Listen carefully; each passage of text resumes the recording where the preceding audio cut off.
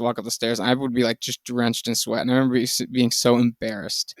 I just like, wow, this is terrible. I bet everyone's looking at me sweating. What is up, everybody? And welcome back to the Schooling Struggle Podcast. It is our belief that the only guarantee in life is that we are all going to struggle, and how we choose to embrace our struggles is what empowers us to become the best versions of ourselves. My name is Pete, coming to you from Vermont, and with me is my friend and co-host Todd, coming to you from Tacoma, Washington. What is up, Todd? What is up, Peter? Man, good living, full summer here. I officially put the button on all of my outdoor summer projects today. It is now behind me, at least as far as the house goes. Oh, I was going to say, does that mean you're done watering the grass? Because I don't believe you. We're in a drought here. I can't water the grass. Right. What's up with you? Nothing. Just got done working out. I resumed my scuba diving endeavors last weekend, so that was fun. There was an entire charade that went on there. But yeah, other than that, just chilling. I injured my calf on a run yesterday, so that's no good. But back to the bike, it's all right. It's all right. One step at a time. We're schooling struggle. I've done a lot of research on calf rehab. We can talk about that off air. Oh, yes, let's. I'm just going to get right into it. I had the coolest thing happen to me this week. And for me, one of the absolute coolest things about being a teacher is staying in touch with students and former students and staying connected in many different ways. And over the course of the years, I've stayed connected with some of my closest students. And one of them who I've remained connected with over the years reached out to me when the summer started and said, "Hey, Mr. D, I'm home from college from Florida, and I would love to connect with you at some point this summer." And I was away, and then I got sick, and all these things happened. And last week, a couple of days ago, we finally met up. And he said, I work at 7:30 in the morning, so we can meet before or after. I said, let's meet before. Come to my house at 6 in the morning, and we'll go for a walk. And he's like, great. So I'm in my garage at 6 in the morning. The car pulls up. I walk outside to greet my student. His name is Camden. This human being steps out of the car that I barely even recognized. And I'm just going to be straight. He is one good looking human being. And I was just, my jaw dropped, and I didn't really know what to say. And I said, "Camden, how much weight have you lost?" And he goes, "In the last year, or since I was at my heaviest?" And I go, "How long has it been since you see him?" I haven't physically seen Camden since before the pandemic. Okay, so a couple of years. He goes, "Total weight loss or in the last year?" I go, "Whatever you want, total weight loss." He goes, "Mr. D, I've lost 113 pounds. Yeah. Oh, and I was floored. So we started to go for a walk, and he started to share with me his life story. And this is something that's changed in my life over the last year. Instead of being totally present and taking in the story like I should have, the whole time going, "Oh my gosh, this will be amazing. Your story is incredible. We got to get you on the podcast." And I interrupted him like 50 times during this hour and a half walk that we had, and just told him, "We got to get you on. We got you on." Well, it turns out that he's leaving for college pretty soon. So I went over to Camden's house today and dropped off a microphone. And with us now live is Camden Moffitt. So we are going to have a conversation with Camden tonight about how he changed his lifestyle to go from where he was to where he is. Not just the weight loss, but the mental side of things and where he's at with his emotional state, his mental state, his physical state, and all these things. So without further ado, I would love to introduce my former student and friend, Camden Moffitt, to the show. What is up, Camden? What is up, Peter? Yeah. Oh, man. Now there's 3 people that call me Peter. My mother, Todd, and you. Yes. Man. Congratulated. Dude, it is so good to have you here and to have this conversation and to have hung out with you. And I'm just so grateful that you continue to reach out and say, "Yo, I'm home. Let's hang out." So it was an incredible walk we had in the morning. And I just want you to share so much of what you share with me on our walk the other day. Welcome to the show, Camden. Did you outwalk Peter? That's what I want to know. I could have, but I don't think I did. Very good. He could not have, and he did not. Well, that's your ego talking.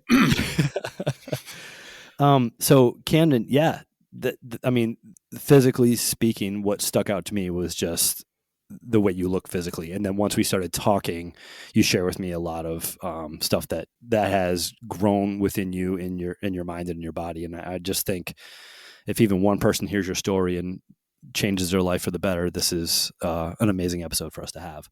How old are you, Camden?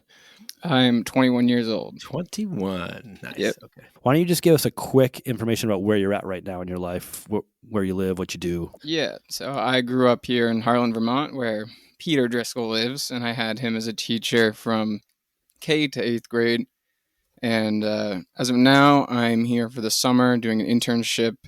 And currently, I will be going back to Daytona Beach, Florida, where I study aerospace engineering.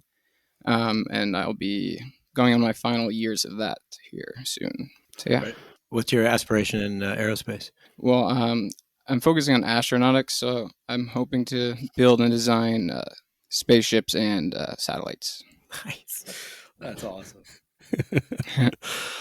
That's where you are right now. Can you take us back to your lifestyle, back when you and I were romping around the gym in your formative years? Just tell us a little bit about yourself and your lifestyle, and we'll go from there. Yeah, so are we talking back, like way back, like 6 years ago or so? No, like 12 years ago. 12 years ago. Oh, man. Well, making time machines, we can go back that far. Yeah, it's like over half my life. Yeah, right.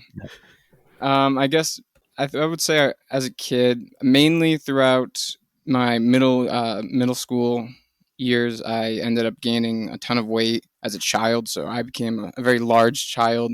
And you still reached out to me. You recognized that I had like potential to change where I was going. I remember that because I started when I was, I think, 15. We did an entire summer of, you taught me how to do CrossFit. I started from absolutely nothing. So you taught me how to do every single lift, how to do anything. I knew absolutely nothing from then. And yeah, I mean, from there I learned how to do CrossFit. Still, I lost a little weight, still gained it back. And I was about, I believe, 292 pounds back at the age of 15 or 16. You there. So before 15 or 16, where were you at kind of mentally through those years? Mentally, I think the biggest change in my life was my parents' divorce. When I was about 11, that happened. And I used food as a coping mechanism, which is something a lot of people do in my family, and I picked up some bad habits, and that became a thing. During that time, what type of food was like your kryptonite? What was your comfort food or your go-to when you were feeling like you're in a tough spot? I don't think there was something specific. It was just anything that was frozen that I could like heat up on my own. I don't have to rely on anyone else. I can just like, here, I want this now. I'm going to throw this in the microwave and eat it. And that's what I ate. Usually, so like microwavable snacks, like pizzas and that kind of stuff. Yeah, like crap like that, and like just like fried chicken, that kind of stuff. Hot Pockets. Yeah, a lot of pasta too.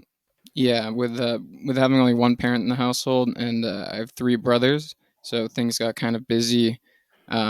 Food kind of leaned towards how accessible, how easy it can be consumed, rather than how good it is for you, how expensive it is, or whatever. Can I ask you a question? Also, actually, I want to first preface it with, if I ask any questions and you don't want to answer, you can just say pass, or you can say whatever you want. Just get off my back. I don't really care what you say. I'll answer anything. Be careful what you wish for. Yeah. As you were the youngest brother? No, I'm actually the second oldest. Oh, brother. Interesting. When your parents got divorced, were you in poor health before that, or was it the catalyst for kind of the downturn? I think I was probably slightly overweight, but I think I was definitely in better health. I definitely went outside more. I did more things, mainly because my father took the initiative to do lots of outdoor activities with us. So when my parents split up, I lost a lot of that opportunity, and I became more sedentary and started consuming more food. I seem to recall your dad like leading the Boy Scout and the Cub Scout troop, and you being a part of that. Yep, he led the Cub Scouts. He was also my soccer coach. He was like a baseball coach. He was everywhere. Hiked a lot with him. after that, would you say that like that pretty much stopped? Like all the sports, all the activity stuff, and you were just like, man, what am I going to do? Um, slowly, I think like I kind of like moved away towards them. I stopped doing the scouts. I stopped doing sports as I got gained more weight. It became more difficult to participate in sports, particularly like soccer. I remember quitting that as a kid. I remember I was in Peter's advisory when I quit that. I remember that was the whole thing because I couldn't do cardio and stuff that was required. So yeah, it just became more sedentary. Yeah, and I just want to be clear, like that there's no fault or anything blamed on families that provide certain that put certain foods in their house. I truly believe with every fiber of my being that 99.99% of parents are in their heart they're doing the best they can with what they have. So there's no shame or blame on the food you're eating at the time. It was just a matter of what was happening in your life. And as you were continuing to gain weight through your early teens, how was your self-confidence or how was your emotional state? I was not confident at all. I guess I didn't have as many friends. I didn't have the confidence to make new friends. My emotional state, I guess I wasn't as happy unless I guess I played a lot of video games, when I became more sedentary, and I guess that took my mind off of things. And I then got like addicted to video games because it would keep my mind off like where I'm at, where my mental state is. But I guess I was not as happy as I was before going outside and doing things and participating with my friends. And what age were you at your heaviest? So it was about twice. Actually, I hit, I think, about the same weight of around about 292 at age 16, ninth grade in high school, and during COVID, like April 2020, which I was 19. So you lost some weight in high school? Yes. When you entered high school. I seem to remember you getting into weightlifting and kind of starting to dabble with fitness a little bit more once you got in high school. Before we go into that, I just want to say as a physical educator, one of the beautiful things about CrossFit is there's so many different ways to be fit. And in traditional physical education, those who are fast, who are good at what we call fleeing, chasing, and dodging, are really kind of the kings of the class, right? So if you're slow or you don't have the coordination or the agility that a lot of these other kids have for these tag games that are happening early on in PE classes, you're like, oh, I'm not good at PE, or PE is not for me. And I vividly remember putting a barbell in Camden's hands, and he was very strong. And right out of the gate, he now had a superpower, if you will. He was able to move the weight. We spent a lot of time on mechanics and form, obviously, in middle school years, but that I could start to see that spark in him. That was like, oh, I might not have felt good about myself in PE up to this point, or it was fun, but now I'm really feeling like empowered by this. And that was what drove me to continue to grow that program and to make that program an important part of every kid in that school's life. And I'm psyched to hear that those early years, in some way, shape, or form, had an impact on you. And I certainly did not bring you on here in any way, shape, or form to talk about kind of my role in your life. I just want to hear about what you've done for yourself. So all right. Yeah. So take us through your high school experience. So like you said, I found out I was naturally quite strong. I think like really strong actually for my age, and I was quite strong with the major power lifts, and I joined the weightlifting club at school. I did that up here in Vermont. We call that farm strong, Todd. Farm strong. I see. Not farm store, because that's all the stores. I understand. Yeah, it's every store. Go ahead, Camden. Yeah. So I did in high school. I remember 10th grade. I joined the weightlifting team or the weightlifting club and the track team. Even though I couldn't run at all, I never ran at all. I was a thrower, so I didn't actually I had an excuse not to lose weight because I could just sit around and chuck things really far, which I was quite good at. So I actually really enjoyed doing that for the final 3 years of high school. But I think I maintained, like I was about 270 probably for most of those years. What events were you throwing? I threw indoor for one season. I threw the overhead, what's it called? The hammer throw. And then for 3 seasons outdoor, I threw shot put and discus. And the 1 season I did javelin, and I wasn't that great at it. And I was pretty good. I think I got 4th in the state for our division, which, I mean, our division's Division 3, so take that. How impressive as you think it is. It's Vermont. We don't even hammer throw here, so you're leaps and bounds out of us. But you gravitated to those sports because of your stature, right? Like weight moves weight, right? So they were like, "Ooh, a big guy, he's going to be able to chuck this thing," and that was, I mean, some of that was true, but I mean, obviously you were strong as well. But yeah, pretty much. And I had the building blocks of learning some CrossFit. I knew how to do all the movements and stuff already, so I could just integrate myself easily into the weightlifting club and track. And how would you describe your mental or emotional state in your high school years as compared to your elementary and middle school years? I'd say there actually probably wasn't too much improvement. I wasn't really happy all the time. I found a lot of friends in high school, which was really good, but nothing really changed. I was still like self-conscious, not really confident about anything I did, no matter, even if I was like good at something, I wasn't very like proud of it, or yeah. Do you recall cognizantly changing anything about your food intake or your nutrition during your years in high school? Well, I know. So when I turned 16, I got my first job, and I started working in restaurants as a dishwasher. So I know that's a fun job. It's a horrible job. Yeah,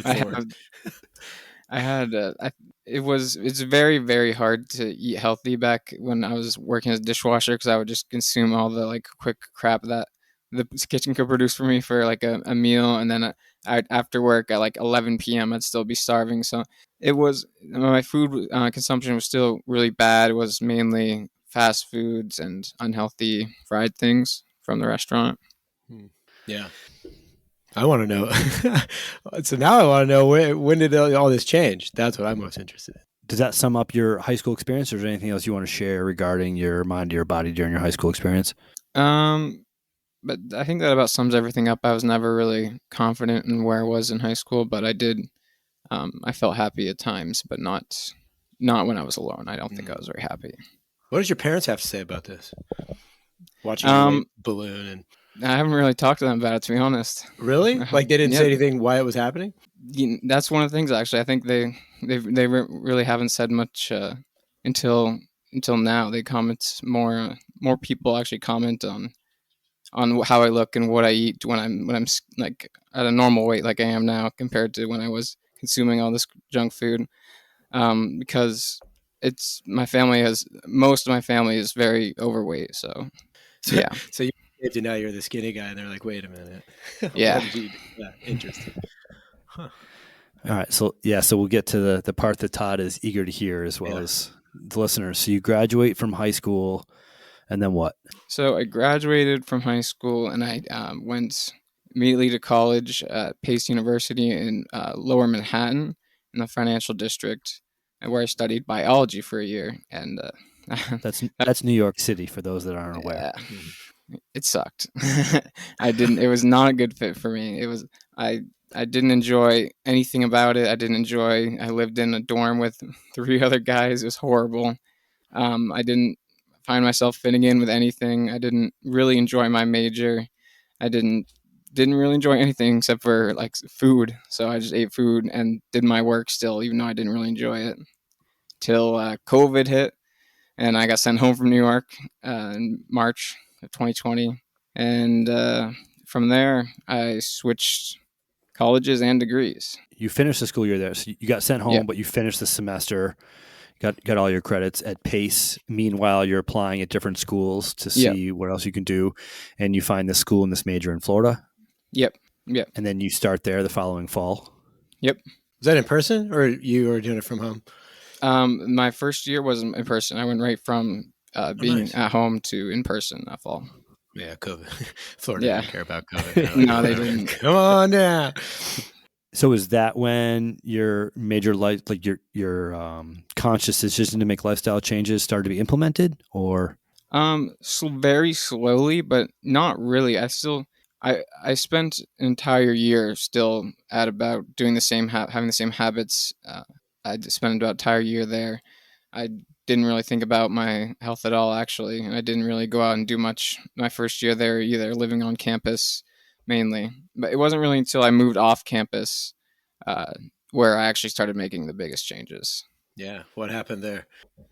Well, I found living off campus, I had access to my own kitchen. I had all this space. I had a lot of free time. Surprise, believe it or not, doing engineering. I wasn't as close, and fast food wasn't as easily accessible because the a lot of the colleges have mainly just like fast food right in the student union. It's the closest thing, fastest thing. I don't want to wait in a line. I'd rather just grab some food and then go play some video games or do some studying because at that point I was still playing a lot of video games.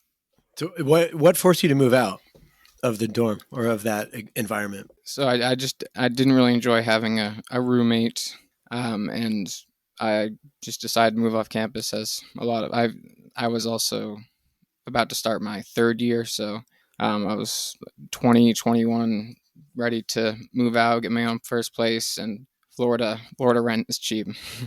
And so then when you Was. got there, you're just like, oh wait, there's a whole nother world of things I could be doing. Like I could Yeah. cook my own food. What I'm trying to understand is like, so you moved out, and that's a difference of environment right there. So you took yourself out of something where now you look back and you see that it was more simplistic and more, kind of tailored to that kind of lifestyle or that simplicity. But when you moved out and you rode that kind of wave of I got my own things, was there something that was like, oh, but I should, do you know what I mean? Like, what was it that like flipped the switch, or was there a moment, or was it just kind of you stumbled into it? Yeah, I've thought a lot about that, and ever since I had the talk with Peter, I've thought more and more about like what that switch was. And I'm not really sure if there actually was a straight switch that started changing things. I think it was very slowly, and then I just decided to go all in. I think moving out, it allowed me to like kind of, I guess, make new habits because I had gone into college with the same habits I had from the previous year, and then moving out, I created all these new habits. I have this new place. I have to drive Yeah. to the school, so I had a new opportunity to do something new, and start in a new place, my own place alone. So I think slowly, based off of that, I started making changes. All right, so no detail is too small here, like, the type of toothpaste you used, anything. What were those habits when you think back? What were some of those first small so it sounded to me like you were almost like the snowball effect. You just made a couple small changes and that seemed to work, so you stayed with it and stayed with it, and then obviously here we are 113 pounds later, like some big things have happened. So talk us through when you like the first one that you remember, like deciding to commit to and staying with it, and how did that make you feel, and then where'd you go from there? Yeah, so I think I had one of the first things I did do is I signed up for the school, and it was like this really cool poster that I could saying I could go like kayaking in these springs and these clear boats. And I saw that, and I actually signed up for it by myself because none of my friends wanted to go with me. So I did that. I signed up and I went kayaking with a bunch of random people from my school, and I really enjoyed that. And I think I started going outside more and trying to find things like that to do, and make more habits like outside and doing things. As for like small habits, I'm trying to think. I think mainly, I this is actually I kind of started focusing a little on my hygiene. Like you did mention toothpaste, but it's funny. I started making like an effort to brush my teeth multiple times a day, floss every single day, and use mouthwash every single day. I think that might have been one of the first habits I had that I started wanting to better myself. Something small like that. That's fascinating. Todd and I have talked about like kind of how you do everything. How you do anything is how you do everything. So who knows where these positive lifestyle changes are going to come from? But the fact that when you think back, it started with your hygiene. It's really interesting how when you start to feel good about one thing, how it's easier to transfer that over to other Yeah. aspects in your life. Yeah. So then what transpired from there? So from there, um, one thing I knew, it became really apparent that my weight is not sustainable. In Florida, I mean, I had to walk more to my classes. New York, it was a little closer, but yeah, Florida, I'd walk everywhere. It is very, very hot outside and very humid. Oh And yeah. carrying extra weight in Florida and walking across like campus, it was purely a terrible, terrible time. So I would get to classes, like I would drive there and then I'd walk like, like 3/4 of a mile of class, walk up the stairs. And I would be like just drenched in sweat, and I remember being so embarrassed. I just like, wow, this is terrible. I bet everyone's looking at me sweating from walking up the stairs right now. And I think that was one of the a big realization I made. Could I go back a little bit when you talked about seeing a poster and like having a new adventure or new interest, and then you said you went with people you didn't know. Did you find that, or was it intentional, or was it a result of having that new interest that you made a shift in the friends? Like, did your friend group change, or did those people like inspire new interests in you because you hadn't been around those people previously? Um, I guess I never really made friends with anyone that was actually there, but I was treated like as like a friend, and it was an enjoyable experience, and it made me want to make friends that would do those things with me. Yeah, that's cool. Yeah, I love it. So, I don't think the weight loss is the story. I think the story is your lifestyle change and how you feel about yourself. But in addressing the weight loss, what are the things that you decided to do and committed to do and stuck through with over the next bunch of months to really start losing weight? The biggest thing, the first change was I got a dog. So I got a puppy when I was in Florida. I got my first place and I was like, live there. And like, yep, I'm gonna get a dog. So I got I got a dog, and he's a very large dog. He's like 70 pounds now, and he's very, very energetic. So What's his dog's I name? his name is Karoo. He's a Norwegian elk hound. Oh, sweet. So, but he um so I wanted to be the best owner I could. I had this big responsibility now, so I wanted to be as good of an owner and train him to do as well as I can. So as I was potty training him, I would take him out every like hour or two, and I would just walk him all the time, trying to get him to get potty trained, which was really easy. But from there, I started walking him a lot, and I started enjoying being outside, enjoying doing these things, going outside with my dog, just walking, even though I wasn't like walking to lose weight or anything. So that was, I think, the first physical changes I started to make. And from there, when I came back for the fall semester, there's a small gym at my apartment complex that is about 100 feet from my building, so it was super easy to like, no excuses. It's right there. I would go there and I would use like the elliptical for like 30 minutes, and I would use their like 8 weight machines for like 30 minutes, and I do that I think 3-4 times a week for the first couple months. And I started incorporating running into my exercise. I think I ran my first ever like straight recorded mile September of 2021. Congratulations. So, yeah, thank you. Any idea how long that took? I think I did it on the treadmill in about 11 minutes, and I was absolutely dying. I was like at my threshold, dying on the treadmill. It was a terrible experience, and I hated it, but it felt so good after. I remember Running on treadmills is always a terrible oh yeah. experience. So people often ask me, I want to start exercising. What should I do? And my stock response has come to, you need to find something that's enjoyable. You need to find something that's sustainable, and you need to find something that moves you closer to the goals that you have for yourself. And it sounded to me like walking your dog was enjoyable and doing it multiple times a day was sustainable. And without even having the stark goal of I'm going to lose X amount of pounds, you knew you just, generally speaking, it sounded to me like, from what you're telling me, you were slowly making moves to be a healthier human. So that dog walking really lines up with those three, right? And then you decide, well, this is feeling pretty good walking the dog. I'm going to start doing this gym thing. And the gym, the hour itself might not be comfortable, but how I feel after the session for the other 23 hours of the day makes me feel really, really good. And this freaking 11-minute mile where I feel like I'm about to have a heart attack is the most miserable 11 minutes of my life. But the empowerment that it gives me when I finish that final step and see that mile tick over on the machine is the most amazing feeling in the world. Am I close? Pretty much.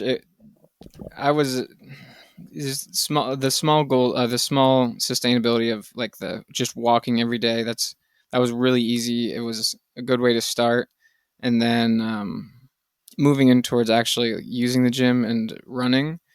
I used the elliptical for about like 2 months before I ever used a treadmill, and I think I started using the treadmill because one of my neighbors said something about they were like having a conflict, her and her husband, about one uses the elliptical, the other runs because it hurts his knee or something like stupid. So I just like decided to jump on it when like nobody was in the gym. It's just me. And I did that and it felt great after. It was absolutely horrible during, but after it felt great. And then from there, I just I texted one of my close friends who's like a ultra marathoner and obstacle course racer. I'm like, dude, I just ran a mile, like my first ever mile, and it's so like stupid thinking back about it. But I think that was just like, now I want to see where I can go from here. So you might say stupid. I will say monumental. Yeah, that's pretty epic. Yeah. Most people don't even run miles. I'm just saying. So then you decide to just continue to roll that snowball. Like, I've come this far. I'm going to keep going and see where this takes me. Did you ever have like a set goal? Like, crap, I just asked 2 questions in a row. I can't do that. Come on, yeah. Peter. So did you have a set goal? Like, hey, I want to weigh this, or at some point I want to run a 5K or something like that? Yeah. So I slowly incorporated running in, and I think I wasn't really focusing on it until more recently. I tried to do about 2 5Ks a week. This is like probably this is as I kept slowly moving up from like 1 mile and jogging really slowly. I started doing the 2 5Ks, one on Monday, one on Fridays for classes. And from there, I just wanted to. I couldn't run the whole 5K. I would have to stop about a mile or two in, and I'd have to walk. And my first goal was to go the whole way without stopping. And then as I was trying to do that, I did sign up for my first race. It was like a turkey trot in one of the parks in Florida in November.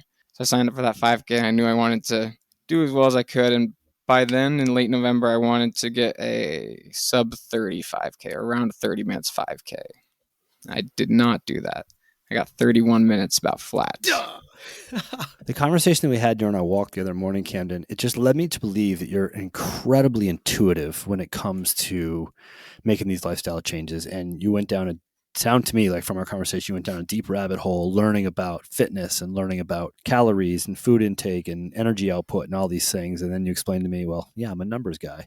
So I want to get into that. But before I get into that, you talked to me about the paper towel effect of losing weight. Can you explain that to us? Yeah.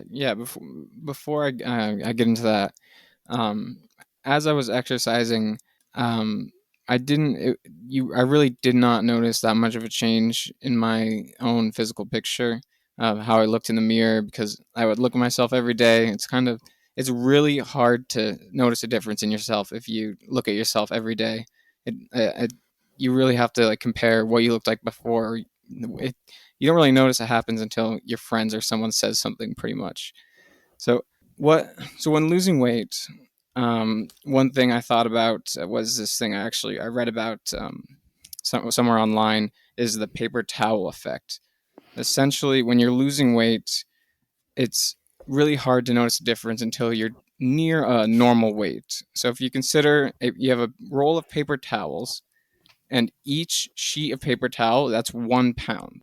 Okay, so every time you can rip off those pounds, like 2 pounds a week. As you get closer and closer to the center of that paper towel roll, those sheets of paper are going to go around the tube of paper towels more. So it's going to, as you take off one paper towel at the end, it's going to be wrapping around and looking like a lot more than what that first paper towel looked like. So as you're losing weight, it's kind of like an exponential increase in the changes in your body. So as you get as close to your normal weight, you start noticing the biggest differences. But as I couldn't really tell a difference in how I looked for about 40, 50 pounds, which is really like not motivating. So I was like 230 pounds and I couldn't tell a difference until I really got down there. Did you use the scale as your metric? Because you mentioned to me like you would never get on the scale every day because of the natural fluctuations in body weight. It's not a good measure. Did you use the scale as your measure, or did you use how you felt as your measure, or what were you using as your measure as you lost 113 pounds? So I counted calories the whole time while I was losing weight. And for me, I knew I'm a numbers guy. I'm studying aerospace engineering. So if I knew I was under the certain amount of calories, I knew I was going to lose some body fat or whatever. So even if the scale showed I was up weight, I know I did what it took to actually lose body fat. So I didn't take the scale too seriously. I weighed myself once a week, but usually it would show a downward trends like over the weeks. But I knew if I like stayed the same way over 1 week, then it's not because I did something wrong. It's just my body. So did you start to get into the mindset of I just got to accomplish this calorie goal today? It was like a one day at a time type of mentality. Yeah, I'd say so. Yeah. And how long did you count calories? Did you like measure everything in a MyFitnessPal app or something? Or after a month of doing it, you knew, yeah, there's this many calories in an egg, there's this many calories in a glass of milk, and you start to just kind of do it based on what you knew? Or did you keep a hard track with data written down for however long? Yeah, I kept a hard track of my data written down in MyFitnessPal, which is a good app to use if anyone wants to lose weight.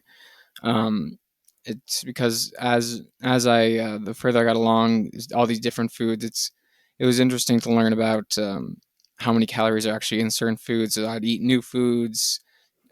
I can eye out like what a cup of milk is. I know how many calories. I'm not concerned about like weighing a banana, how many calories it is. But I was pretty hard on like weighing stuff. Yeah. Todd, do you have a question? No, I was just going to give a plug to MyFitnessPal because it's also good for, I think that you nailed it, Camden. My experience with it was it's just good to have that awareness because most people don't even know what they put in their face in a day. And when you're like, especially the gym, they're like, oh, hey, I want to, I have a goal I want to hit. And I'm like, do you even know what you're taking in? They're like, no, I eat this pasta and blah. I was like, but you have no idea. And they're like, no. And so the first thing is track it for a week and see where you're at. And that's the most profound thing. Most people, they're like, I had no idea. And you're just like, yeah, because all those little snacks, they add up. And on the other side of that too, it's good for weight gain. So if you have people on the other side who are very thin and they're like, but it's similar. They don't have no idea, and they find out they're only eating 1,100 calories a day. Well, that's the same thing. So yeah, I just wanted to throw that out there. It's a great tool. I use it all. As you know, Todd, I spent the last year getting my nutrition coaching cert, and I'm starting to meet with people and do some nutrition coaching on the side, which I love. And just the sheer fact of writing down everything you eat will help you make healthier decisions throughout the day. It's like, oh, well, I don't want to write down this package of Skittles, so I'm not going to have it. So like, even if you're not planning on changing a lot, but you just decide to write everything down, the fact that you have to write stuff down will actually, the science has shown, and I'm seeing anecdotally that it will change your behavior. Camden, I have a question for you. When you started tracking this stuff, what are some foods that shocked you? That you're like, holy crap, I can't believe this has that. Or, oh man, I thought this about this food, and now that I'm seeing the actual numbers on it, now I think this about it. It's got to be all types of nuts and like trail mixes. It's amazing how many calories can be in the smallest little handful. Like peanut butter is like 100 calories per tablespoon. Nobody is measuring a tablespoon of peanut butter unless they're trying to like lose or gain weight. It's a very small amount. When people go in with a spoon and eat that, that's like 200 calories. Like 14 almonds is like 100 calories. Something crazy like that. Oils is really big for when I cooked like steaks or cooked meats. I could easily add hundreds of calories in oils. So just like eliminating some of those could lead to like half a pound of weight loss per week. Salad dressings. I remember you talked about that in our conversation. Some salad dressings can be like hundreds of calories per 2 tablespoons, and people dump like a third of a cup on that. Call it healthy. So did you just do the math and say, all right, this is what I weigh. I want to lose weight at this rate. Say I want to lose a pound a week, a half a pound a week, whatever you decide your rate is. You crunch the numbers. You say, okay, I need to take in this many calories, or I need to keep it below this many calories. And then you do that for X amount of time. And then you recalibrate and you say, all right, my calories now change to this. What was the process you used for that? Yeah, so I began I began by getting a good estimate using tdecalculator.com, I believe it is. It's TDEE is your total daily energy expenditure, and based off your height, weight, age, and your activity level, it'll give you a good estimate of how many calories you're going to burn a day. So I knew about how many calories I was burning a day doing what I was doing at the time. But mainly MyFitnessPal, the app, if you put in your data and you put in your activity level, it'll automatically calculate how many calories you need to eat each day to maintain or gain this many pounds per week. What was your goal once you started really tracking it? Was it a pound a week, a half a pound a week? What was your target? My goal was to lose 2 pounds a week, which is the pretty fast. You should not really go faster than that. I think the fastest you should lose weight is 2 pounds or 1% of your body fat each week. So that's 2 pounds is Yeah. about 1,000 calorie deficit per day, which is quite a bit. Yeah, they call that aggressive weight loss. Yeah. Right. And if so, just really quick math, 3,500 calories is approximately a pound. So if you were to cut out 500 calories a day for 7 days, which is 3,500 calories, you would lose a pound over the course of a week, if all else being equal. So that's kind of the quick and easy math on that. Obviously, everybody's body's a little bit different. So over the course of time, you're losing weight, but you're also lifting weights. So you're also gaining muscle, and muscle is much more dense than fat, and muscle's heavier than fat.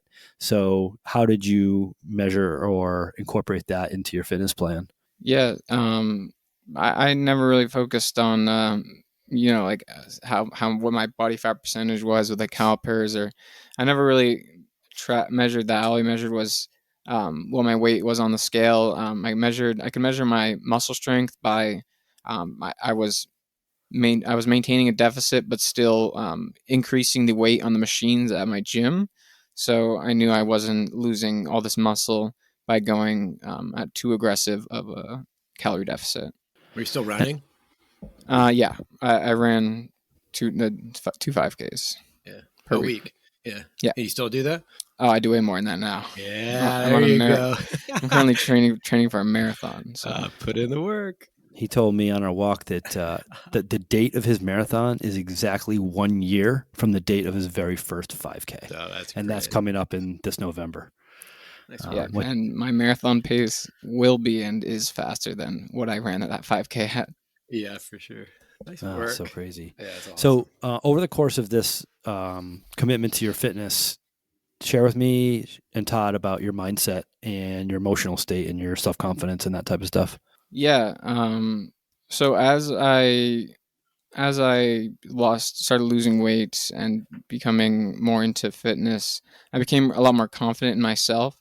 Not as much so through the way I looked, but more of how I performed. So I knew, like, as I was performing more, running more, as I started to compete against, like, racing against other people, I realized I'm not like horrible at this, and I started gaining some confidence in what I was doing and seeing myself get faster, seeing myself get lighter. Everything, I became a lot more confident. It added motivation to keep going and keep trying to improve. And all that added up, I became, I think, a more happy and open person. 100%. I became a lot more open as I started losing weight, and I started becoming more motivated to do a lot more, not so exercise, but still like outdoor activities, maybe like going out and just doing things more, doing everything. So I think, losing weight, I became, I think, a whole different person, actually. That's awesome. What do you mean? When you say open, like, does that just mean you're more open to do things physically outdoors, or like in that way, or do you mean like some other way? Pretty much every single way. I think when I was heavier, I was really reserved, and I was a lot quieter, I guess.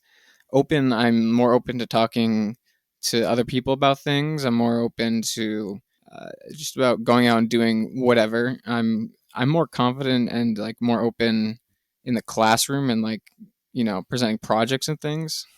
And I think in every way. Yeah. Confident enough to come on a podcast and talk to two old guys about your life transformation. Yeah. He's probably you just dropped it on him, right? Like, hey, I got a microphone for you. Well, he said to me, he said, if we have this conversation and it helps anybody, I'd be really excited to do that. And I just think that was really cool. And you mentioned to me in our conversation that right now is the happiest you've ever been in your life. Yeah. That's fantastic. I believe so. So far. I mean, you're only 21, man. Look at you turn that around. Like kudos to you. I don't think that happens very often. Well, at least I don't watch it happen very often. I think that's epic. It's unbelievable. And I don't know, when I hear you say, as I'm losing weight, really in my mind, what I'm hearing you say is, as I'm getting healthier. Your mind is getting healthier and stronger. Your body's getting healthier and stronger. You're not some emaciated person that lost 113 pounds. You're walking around with skin and bones. Like, your physique is amazing. You're strong. I've seen posts on Instagram of you doing Tough Mudders, obstacle course races.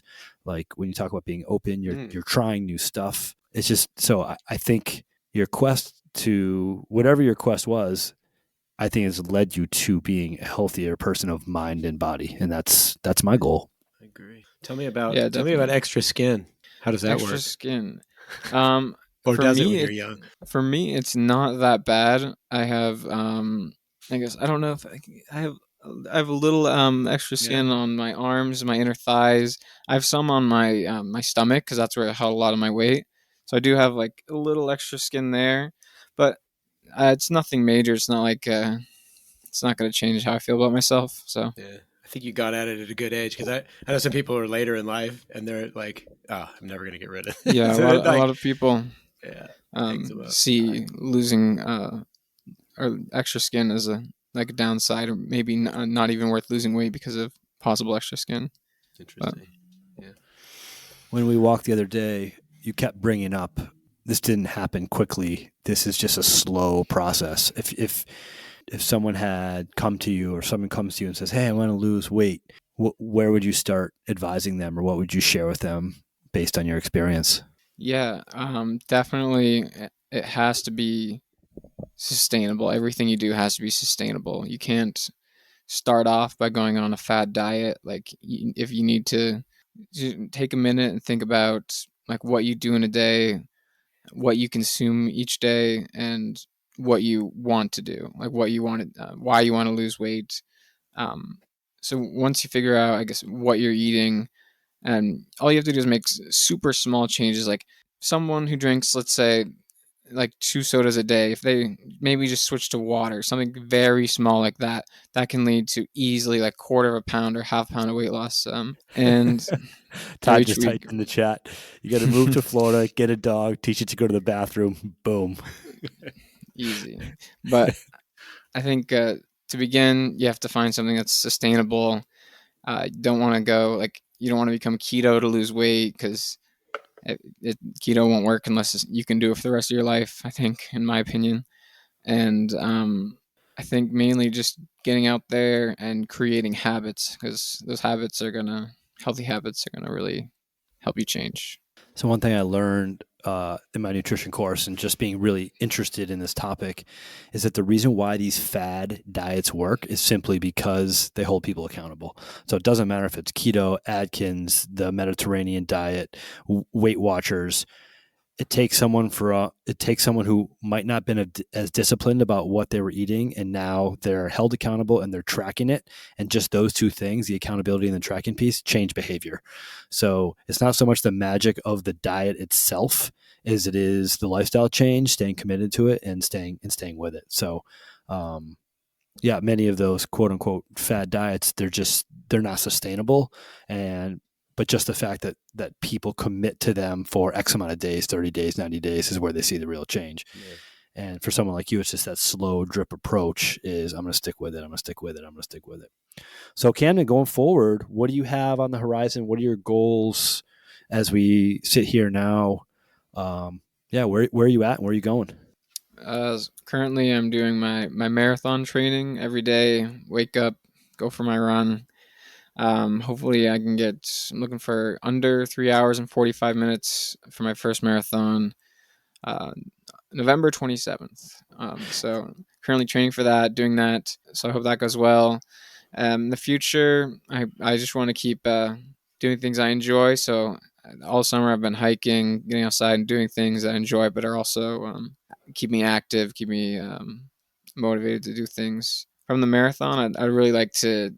I just want to see what I can do. Honestly, I want to see what my body can do. I have like this whole new body, so I want to see how far I can push it. I want to do everything. I want to do triathlons. I want to do ultra marathons. I want to. I don't know. I want to hike cross country. I want to do everything. What's the analogy? Before I drove a beat up Honda Civic. Now I drive a Lamborghini. I want to take this Lamborghini for a ride. Pretty much. Yeah. Fun. That's cool. What's the longest mileage you have so far in your training? So far, I've done a half marathon, and right now I just started my build phase. But doing about 50 miles per week. Yeah, it's gonna be excellent. And that's, did you tell me, 6 days a week with 2 long runs mixed in on the weekend? Yeah, usually it's about 6 days a week with 2 long runs on the weekends, scattered recovery runs, base runs, everything. So Camden, I'm going to ask you a question that if somebody asked me when I was your age, it would really frustrate me and anger me. So I'm being a complete hypocrite here because I just didn't have an answer when I was 21 years old. But you kind of answered the question as we were walking the other day, so I don't feel as bad asking you. So what's as you sit here now, what's the long-term play for your plans for your life? Long-term play, I'd like to finish up my bachelor's degree here. I have about 50 credits left. I want to begin an accelerated master's program while I'm finishing my bachelor's and get my master's finished up in about a little less than 3 years here. So like May of 2025, I could have my master's degree. From there, go wherever, whoever wants to hire me as a builder of rockets or something. I don't. What's the rocket lab called at NASA? Has a 3-letter acronym. I can't think of it off the top of my head. The Jet Propulsion Lab, the JPL? Yeah. Go there and mix it up because they have some really old mindsets with old people that need to get the hell out of there. I know somebody that works there and they're like, this is terrible. Camden, it has been such a pleasure to chat with you both the other morning and now. And I'm just so grateful for you to take some time out of your life to share your story with us and for everyone that's listening. And I know I'm crazy inspired by your story. And I know that other people are going to be too. So I really appreciate your time. Yeah, thank you for having me.